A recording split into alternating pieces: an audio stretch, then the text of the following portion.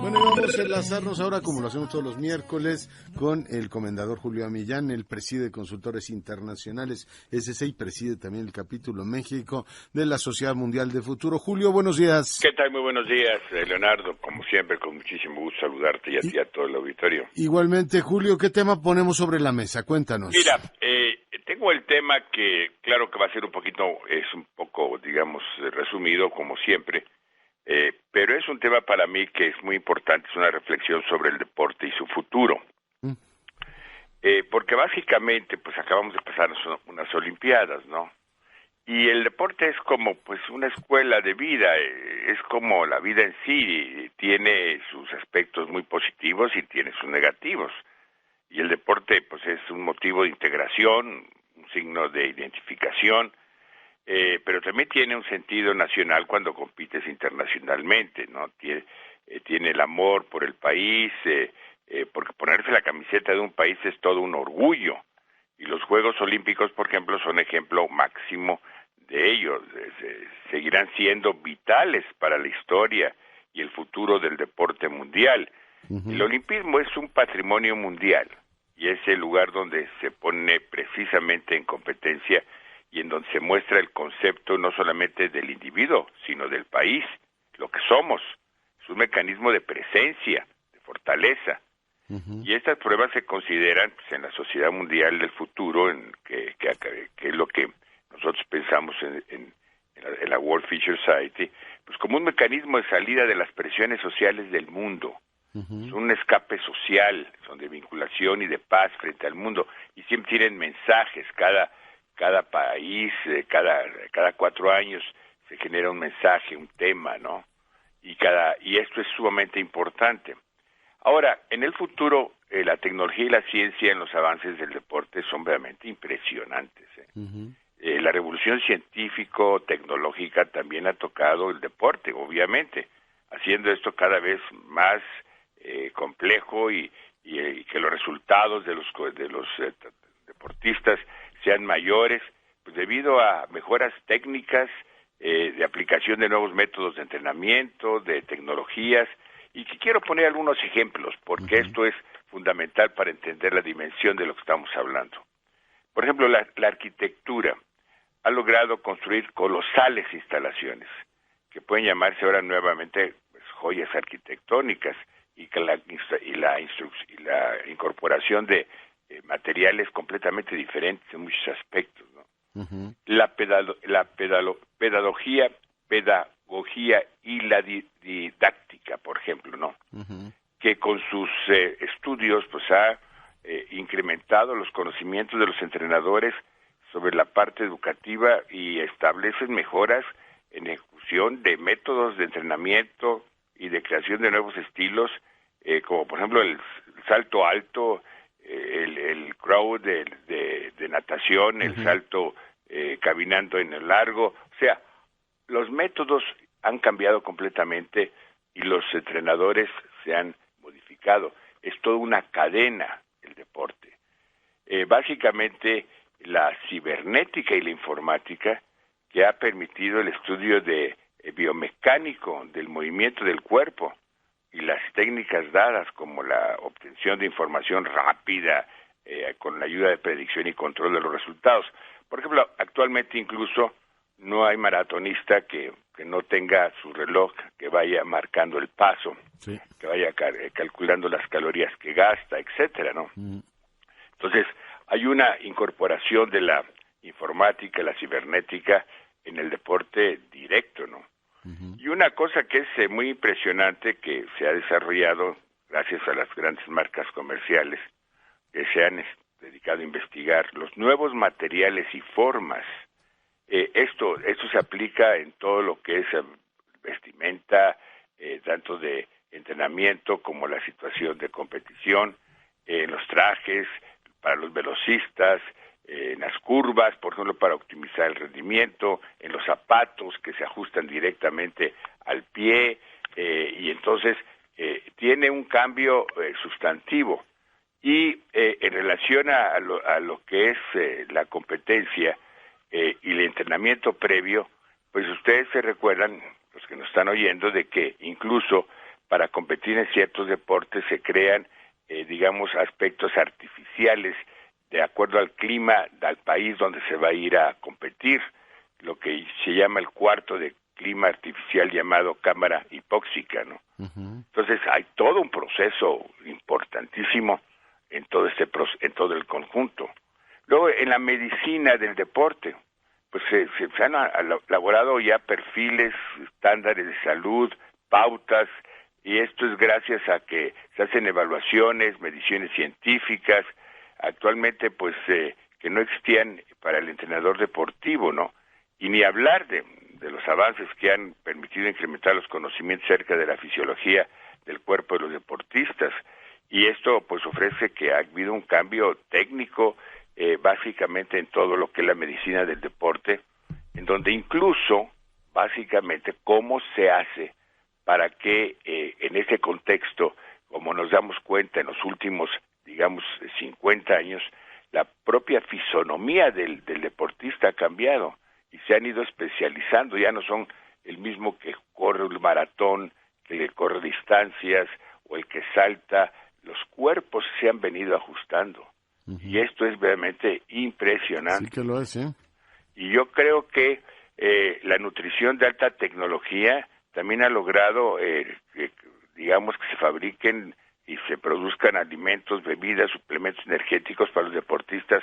Entonces, el reto, por ejemplo, para lo que es el Comité Olímpico Internacional, de que hablan de dumping y todo esto, pues francamente en el futuro va a ser extremadamente complejo.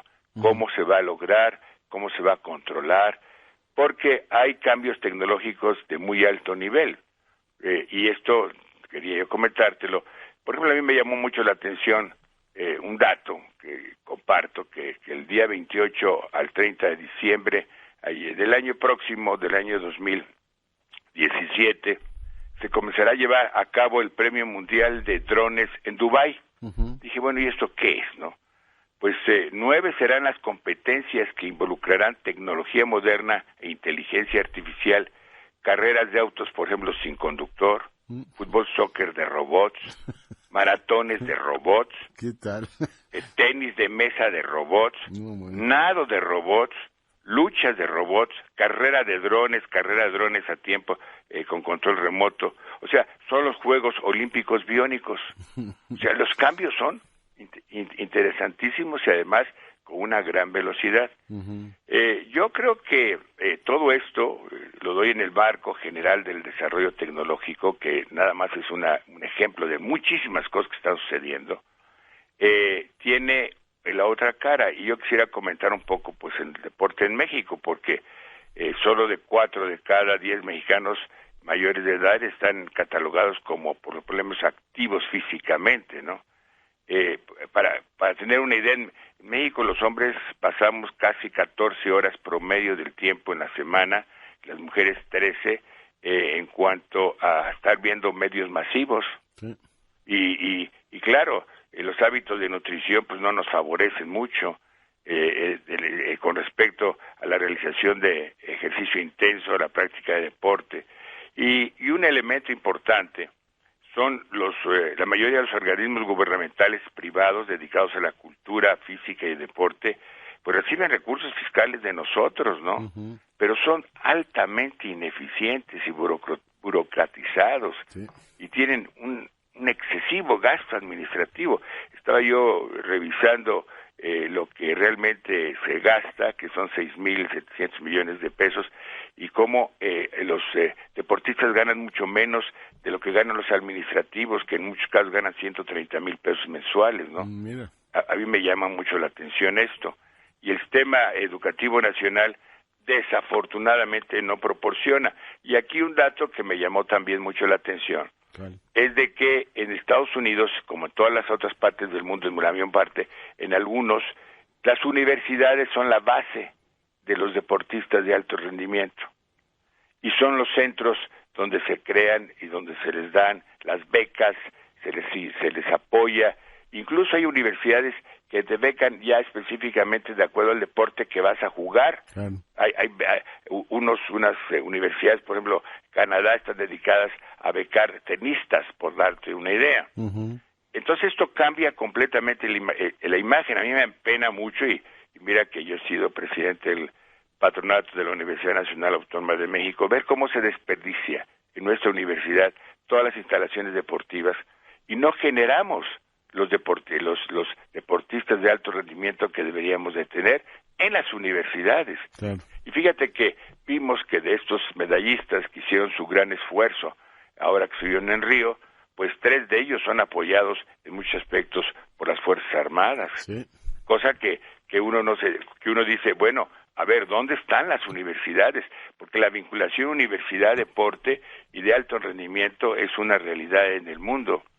Y aquí en México las federaciones deportivas nacionales en su mayoría pues no cuentan con la organización ni la profesionalización, son centros de uso de trabajo, de empleo de amigos, ¿no? Sí. Y yo creo que la mayoría eso, sí, de los organismos gubernamentales privados dedicados a la cultura física y deporte pues reciben recursos fiscales importantes pero a mí me preocupa un tema, ¿no?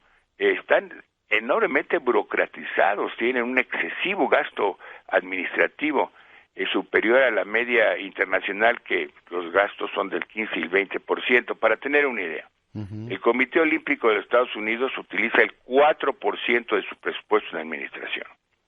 El Comité Olímpico Mexicano utiliza el 48% solo en gastos y salarios. Esa diferencia es enorme. Y yo creo, y no se cuenta con un sistema definido de atención a deportistas, con servicios de ciencias aplicadas al deporte, potenciar el aporte que ofrecen tanto en el incremento de los resultados, tanto de, digamos, locales, nacionales. Sí, competimos, pero no estamos al potencial que un país de 120 millones de habitantes, con la capacidad, con el entusiasmo y con el patriotismo. Mira, a mí me emocionó mucho, y con eso termino, ver que un chico hizo un esfuerzo de estar en el box y que peleó y que al final alcanzaba una medalla, ¿no? Y este joven, al salir, que luego supe que boteaba para conseguir recursos y cosas de estas, al salir le hacen una entrevista en la televisión y dice, pues me siento muy bien, dice, ¿y qué sientes? Dice, yo puedo ganar porque México es un gran país.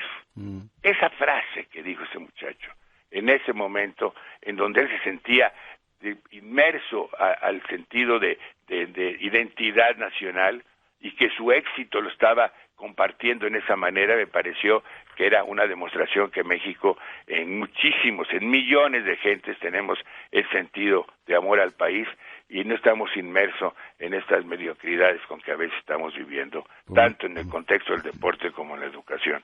Yo creo que esto es un tema sumamente importante, y lo que nos espera en el futuro, en un día próximo, desde el punto de vista del deporte mundial, te lo voy a tratar en este programa. Pues qué interesante comentario, mi querido Julio. Muchas gracias, buenos días. Muy buenos días, muchas gracias. Muy interesante la reflexión que hace desde la tecnología, los drones, hasta la situación del deporte y la situación